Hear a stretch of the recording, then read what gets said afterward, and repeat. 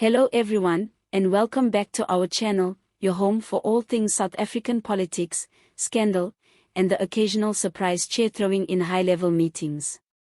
Today, we are diving into an explosive story straight from the ANC's own corridors of power. It's dramatic, it's messy, and it might just change the future of the ruling party. Now, imagine this, a weekend meeting at Luthuli House, expected to be about humble things like fixing the ANC's post-election strategy. But what do we get instead? Chaos. Accusations. Red faces. And two of the ANC's most powerful men, Deputy President Paul Mashatile and Justice Minister Ronald Lamola-Simelane, being shown the door like uninvited guests at a private party. So, what on earth happened? Well, according to multiple sources, and confirmed by none other than ANC Secretary General Fikile Mbalula, the party's Integrity Commission came armed with fire. A confidential report was tabled, and this wasn't just some bureaucratic paperwork. It had teeth. It linked both Mashatile and Lamola to serious graft allegations. We're talking about possible corruption, abuse of office, and political interference in the justice system. Let's break it down. Paul Mashatile, the man one heartbeat away from the presidency, allegedly has his fingerprints all over dodgy property deals and undeclared financial interests. Not a great look in a country still scarred by state capture, is it? And then there's Ronald Lamola-Simelane, the Justice Minister, yes, the man responsible for law and order, accused of meddling in legal matters to protect politically connected comrades. If true, it's like putting a fox in charge of the hen house and being surprised when feathers fly. Eyewitnesses say the NEC meeting turned into a war zone the moment the Integrity Commission's chairperson opened the dossier. Tempers flared. Voices were raised. Rumors say someone even spilled a cup of tea, whether by accident or protest, no one knows. But make no mistake, this wasn't business as usual. Fikile Mbalula confirmed the ejection at a press briefing that Sunday. He put on his best "this is not a drill" voice and announced that the ANC was sticking to its step-aside rule. That's the one meant to preserve party integrity by forcing implicated members to step away from leadership while they face investigations. Now, to be clear, Mbalula insisted this wasn't a declaration of guilt. According to him, it's about optics. About protecting the party's credibility. And given that the ANC only managed to scrape just under 40% of the national vote in the 2024 elections, their worst performance since 1994, you can understand the sudden rush to look squeaky clean. But not everyone's buying it. Mashatile and Lamola aren't going down quietly. They released a joint statement calling the report politically motivated.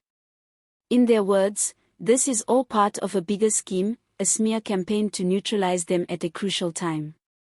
They're not just fighting the allegations, they're fighting the narrative. They've vowed to clear their names both internally and in court. And if you think this is just ANC infighting, think again. This drama has ripple effects.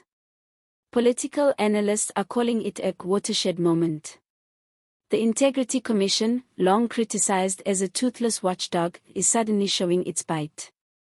This may set a precedent, forcing more big names to walk the plank when allegations surface. Now, let's zoom out a bit. Why does this matter? Well, South Africans are fed up. After years of corruption scandals, from state capture under Zuma to COVID-19 relief looting, public trust is in tatters. The ANC has promised to renew itself, but up until now, that renewal has looked more like a dodgy renovation job. Crooked foundations, missing receipts, and a paint job that doesn't fool anyone. This moment, though, feels different. The NEC meeting was supposed to be about planning for the 2026 local elections. Instead, the spotlight has shifted to succession plans and internal power struggles. With Mashatile and Lamola on ice, questions are swirling. Who fills the vacuum? Is this Cyril Ramaphosa finally tightening the screws on his rivals? Or are we witnessing a different faction sharpening its knives behind closed doors?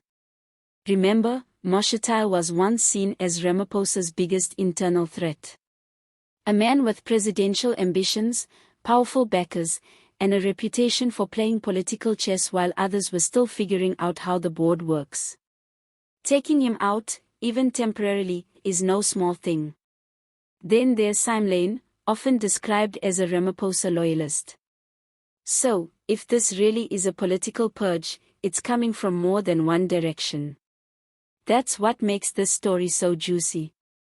The alliances aren't clear-cut, and every move triggers a ripple across the pond.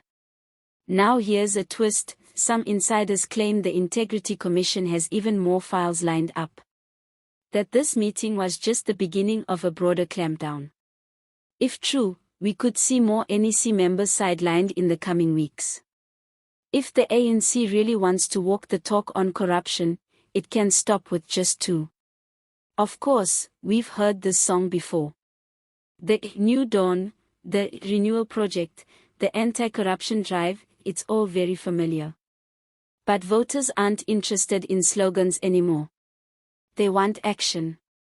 And that means holding the powerful accountable, even when it's uncomfortable. Especially when it's uncomfortable. So, where does the ANC go from here? There's talk of reconvening later this week to sort out leadership transitions. But that could turn into another battleground. Different factions will want to install their own allies. And with the 2026 elections already looming on the horizon, everyone's playing for keeps.